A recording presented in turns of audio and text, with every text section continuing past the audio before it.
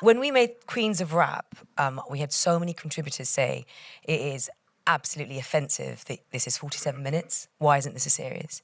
And that kind of got us all quite rallied up. Like, why isn't this a series? Like, hip hop, the contribution of women in hip hop is huge. It's a huge, like, that white exec's 8-year-old is probably listening to Justin Bieber, who's borrowed, who's heavily influenced by hip hop. Let's just get started with a bit of a general question, really, to kick off. These are all very profound, in some cases not easy watches, character-driven stories. What do you, as documentary filmmakers, look for? What starts you off on the journey of, I want to tell this story? Sophie?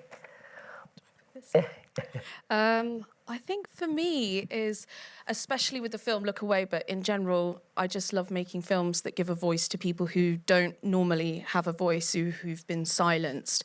And I think it's like a great gift and pleasure and kind of quite exciting to find those stories and to kind of unearth something that hasn't really been out there before. And it's kind of quite a privilege to be able to do that. Excellent. Hugh? Yeah, I think I'm sort of drawn to stories that feel like perhaps they haven't been heard before. Similarly to Sophie, I guess, sort of thinking about Football's Darkest Secret, it felt like this was a group of survivors, sort of male macho men who perhaps we hadn't heard so much from. But I think generally, it's about trying to say something new with our work and try and find, novel takes on things that can sort of raise awareness about different human experiences. Right, so untold stories, different approaches. Poppy? Everything those guys said. No, I'm joking, but I am not joking also. I suppose I am interested in stories that are uncommissionable. Stories where commissioners are like, nah, that's too niche, or we've already seen that, and then they steal it and make it 2 years later. You're just going to get the truth from me, sorry. So when we made Queens of Rap, we had so many contributors say it is absolutely offensive that this is 47 minutes. Why isn't this a series? And that kind of got us all quite rallied up. Like, why isn't this a series? Like, hip hop, the contribution of women in hip hop is huge. It's a huge, like, that white exec's 8-year-old is probably listening to Justin Bieber, who's borrowed, who's heavily influenced by hip hop and R&B. So I think for me, it's the idea of, we all do the spiel, don't we? Untold stories. We'll commission it and then we'll make a series from it. So we kind of went in there with a bit of a chip on our shoulder and we were like, we're going to smash this. We didn't get access... Threw the potato at them. Yeah, we didn't get access to Meghan and Cardi, but like, hey-ho, we still made it work. So. Brilliant, thanks, Poppy. And Adam? So going back to what you're saying about characters, I mean, I think finding a unique character at a unique moment in their life is always fascinating. It was slightly different because when I was filming in Peru, and my story is about a teenage boy, but I was originally sort of filming a group of kids who all sort of had a similar dream.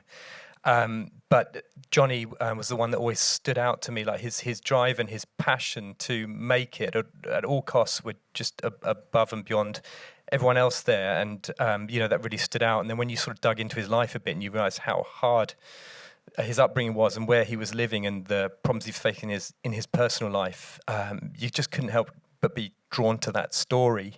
And then the more it evolved, the more layers there were to it. You just had to tell that story. Let us move on to looking at all of your amazing films. So, first of all, Sophie, your film, Look Away, which is a documentary looking at the abuse of young girls who were exploited in the era of the groupies and the attitudes to it that perhaps still carry on in the music industry today and elsewhere. What in your career, if anything, prepared you for undertaking a show like this? I suppose every job I've ever done has involved people telling difficult stories or telling stories for the first time. So I guess I'm quite used to people telling me really, really personal things and to meeting people and building that relationship so they trust you to tell you their stories. Like, people don't just tell you these stories for no reason. And how do you navigate access with women like these who are carrying such sort of trauma of abuse? I hear you. You know, some of these women hadn't spoken before, and they'd definitely never spoken in a documentary before. And you have to go in and, as a human and as a woman, you know, talk to them about how sharing their story can actually do some good for them, not just for entertainment purposes, but for a reason. And I think that was the biggest thing with this film, is a lot of these women wanted to speak out, not because they wanted to talk about their rape a million times over, but because there's something that hasn't changed in the industry. And the reason for enacting change is why all of these women spoke. Good. That's a pretty powerful reason.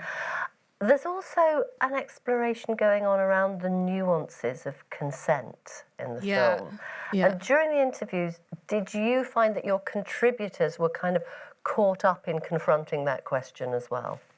Well, yeah, especially with Jackie, actually, because Jackie was one of the few people, a number of the women who spoke out in our film had sort of longer term relationships with these rock stars. Whereas Jackie, it was her manager, they were just celebrating a party and she had been drinking that night. She'd taken a Quaalude, as a lot of people did during that era. And, you know, she talked about it. She felt that she had to justify it. And I posed her the question. A lot of people would say, so many people said to me when I told them I was making this film, yeah, but, you know, everyone was really drunk and she was probably really up for it at the time. And I think that there is never a situation, you know, you can't consent. It's not your fault if you've got drunk and somebody does this to you. That is not consent. And so it's tricky. And it was a tricky question to pose to the women, because you had to ask them that, because people would be thinking it. And, you know, Jackie was an incredible example of how she sort of literally said fuck you to everybody who thinks that, and you know, really was clear in that, because she shouldn't have to justify herself. Ever. Absolutely. Completely agree. And was it a very tight team you worked with on this? I suppose what I'm thinking also is it must have been very hard for you. Where did you take your stuff to when you were hearing all of this trauma and dealing with these conversations? A really good therapist. Also to be recommended. That really to be recommended, actually, and I think that's the most important thing when making films like this. There isn't really enough support for people who are making these films to, you know, but that's another gripe with the industry. But I think that we should all be getting support. I think it's a big conversation about duty of care generally, totally, isn't it? yeah. The filmmakers of all levels and the craftspeople, etc. Yeah. But it was really difficult. It was honestly a really difficult film to make, in the sense that it was just me. Obviously, I had the team at the company I was working at, but I was producing the film and directing the film as well. And so I was the one having the conversations with the women. I was the one navigating the relationships. And it was really difficult, and it was really challenging, and a real learning experience of how to sort of manage those kind of situations, because it's difficult. And you are... That's why making films is so incredible and so powerful. And, you know, it's like making a baby almost. At the end of it, you're so proud of what you've done, because it's a real journey and you go on that journey with them. Yeah. But I hate to sound cliche, a lot of yoga and therapy. Good. Thank you very much, Sophie. So, Hugh, moving on to your film, Football's Darkest Secret, The End of Silence. It's another documentary, this time exploring child abuse that was long ignored, this time for men and in football, 30 years on from the abuse. The scandal broke in late 2016. Where did you begin to forge the relationships with the 15 survivors and their family? Talk us a little through that journey. So I, in early 2017, was kind of interested in really trying to make a film about what it's like to try to prosecute in these cases of historical crimes. It was after the Jimmy Savile, we'd just gone through that, and also the Me Too movement, and then the football stories started to emerge in late 2016. So I approached a couple of different police forces to try to gain access to particular units that were looking at trying to prosecute these historical crimes. And then as more and more footballers began to kind of come forward, it became clear that there was a real kind of important story here to be told that hadn't been told. And I was lucky enough to partner with approached a director called Daniel Gordon, and he was also looking at the story, and kind of together we began to develop it, and we were fortunate to sort of have a really long time in which to build those relationships. That was really important. So all of kind of 6 months of 2017 we spent developing the series and working with the BBC. And we then, there were a number of criminal trials that took place. So we had a policy whereby we didn't want to film with any survivors that weren't going to make it into the final film.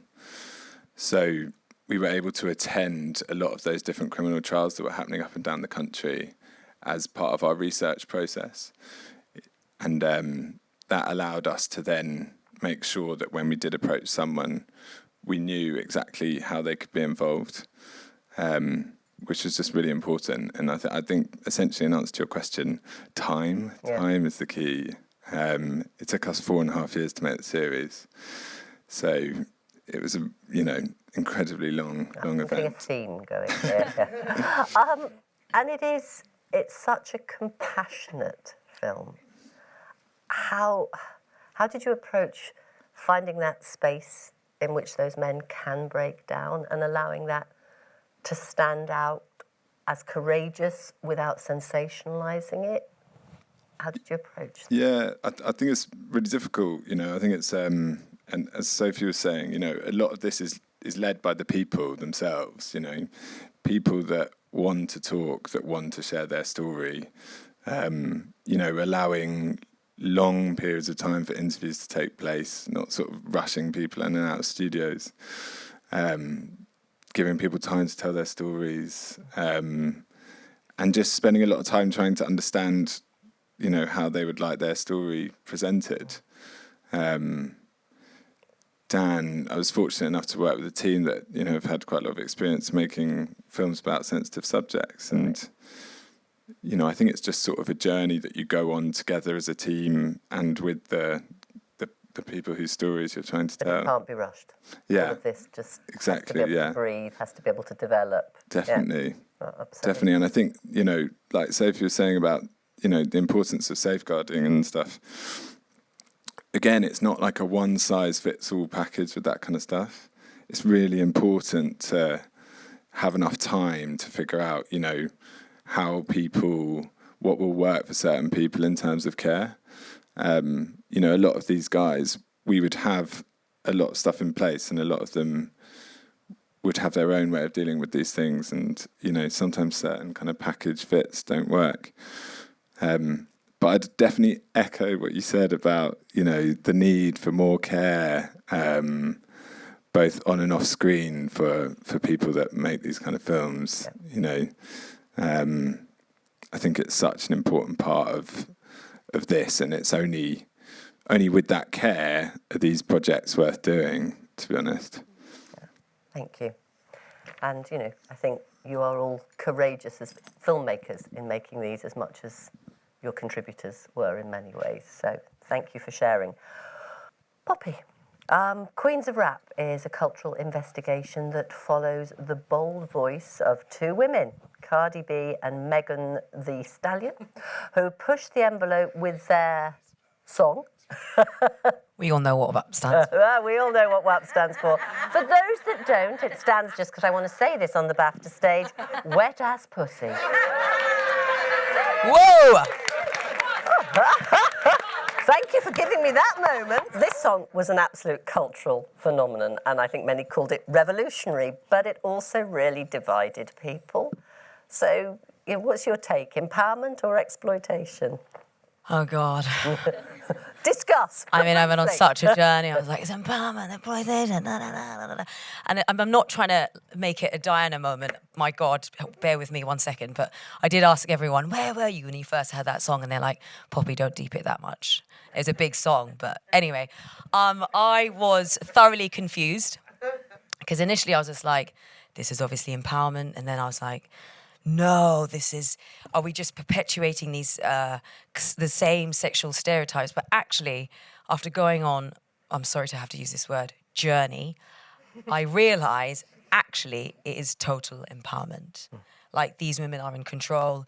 Men have been, and it's not just in hip hop, it's in pop, but men have had the power to talk about what they want to do to a woman's body, and now women are talking about it and making money from it, and all power to them. But what was really interesting is that a lot of people, of women especially, and we were filming predominantly in New York and time was not on our side, so not a theme in this documentary. People really hate, older people and younger, like Gen Zs, I mean, they were really effectively saying it is sexual exploitation, it's what men do. But one incredible expert I spoke to, she was a fetish master and a clinical psychologist, an absolute badass, I know. And she said, look, why does it have to be men doing those things? Sometimes I want to do those things to other women. It's not like men own those sort of sexual tropes. But it was incredible. And it was like a Marmite topic. It divided people. And I think what was slightly depressing is that in 2021, we were still talking about women's bodies. It is a political minefield. And I don't see any signs of changing. What was interesting sort of artistically is that kind of glass ceiling of when does it end? Does it become then pornographic? Because a lot of people would argue that video was pornographic. But, I mean, art porn is the same thing, really, isn't it? Absolutely. And also, you'd launched a podcast, hadn't you, called Brown Girls Do It Too. Didn't realise we were talking about that. Talking about the stigma of talking about sex and the shame and guilt that comes with it. How, if, did the podcast prepare you for the deep dive? So it's really funny. Like, I started out in documentaries and I went undercover doing an ISIS documentary, and I've done all these hard-hitting docs, and like, I think my legacy is just going to be about sex, which I'm totally okay with. But I just didn't realise, you know. When we did that podcast, it was about brown women and sex and relationships, because we're not seen as sexy. We're often reading the news, or we are always playing the wife of someone in the Taliban or an ISIS. And so the idea was we were going to break the stigma, because I think in the brown community especially, it is something that we don't talk about. It's sort of buried under the carpet, and no one talks about sex. And so when we did it, we genuinely thought 6 girls in Bradford would listen to it, and that would be the end of that. So wrong. So wrong. Fast forward, 2 years later, we've been commissioned for a 3rd series. We've taken it to Soho. It's been option for a drama, and we got so many trolls for that podcast. So many trolls. Now, I have an unbelievably thick skin, and you would if you'd met my mother. But yeah, she would cuss you down. And I was okay with the trolls, but it really affected my co-hosts. It really So hurt them. actually, in many ways, for good and for bad, it prepared you Oh, for yeah, doing the film. People are schmucks, and you just have to. And I think in this, Some people. Sorry, Some people. sorry. Let me rephrase that. I think especially now with optics and Twitter and the kind of the work we do, it's part and parcel now of that comment section and getting trolls and people saying mean things. And I think, sadly, we just have to be a bit more prepared for that. Brilliant. Not all people are schmucks, I'm sorry. You're all wonderful. Thanks, Poppy. OK, last but not least, Adam's film, Into the Storm, Surfing to Survive. A documentary following the troubled teenager, Johnny Guerrero, as he battles his way out of a crime-ridden barrio in Peru to realise his dream of becoming a professional surfer. What was it about Johnny? How did you find Johnny? What caught your attention and kept it? You've talked earlier about how long this project took you, and I think you first met Johnny in 2014. Yeah. Yeah. So what was it that you spotted? So Johnny turned up at the beach with a broken board, torn wetsuit, and I was out there doing a little project with Swatch. They were backing the surf academy that was opening up there to kind of, it's run by an ex-pro, Sofia Milanovic, and it was supposed to raise the next generation of pros, and this was kind of like the golden ticket for all these kids in Peru. Sofia Milanovic is a national hero there. She's, the only person really, of male or female, to have achieved, outstanding international success. And here she was saying that she was going to give this opportunity to girls and boys from around the country, no matter their background, which was groundbreaking in itself, because Peru is a pretty divided country. If you're rich or you're middle class, you're pretty much made. But then, the majority of the country is forgotten about. So the kids all saw this as this golden ticket, and that in itself was fascinating. And so I kind of had this thing I was doing with Swatch, which was kind of straightforward and vanilla and everything. It was about Sophia, but I saw that the real story was the kids, and I sort of tried to finagle, use the money that I was meant to be making these promo videos for Swatch into making a documentary, and kind of managed to eke that out for a while, and encourage them to back the project for a bit, which they did. But Johnny was the standout. He had this drive and this talent. Everyone would stop whatever they were doing when they saw him in the water. He was electric, even at 13. This tiny little kid, and sort of mouths open stuff. And even Sophia just saw that electric natural skill. I think we're all kind of drawn to that.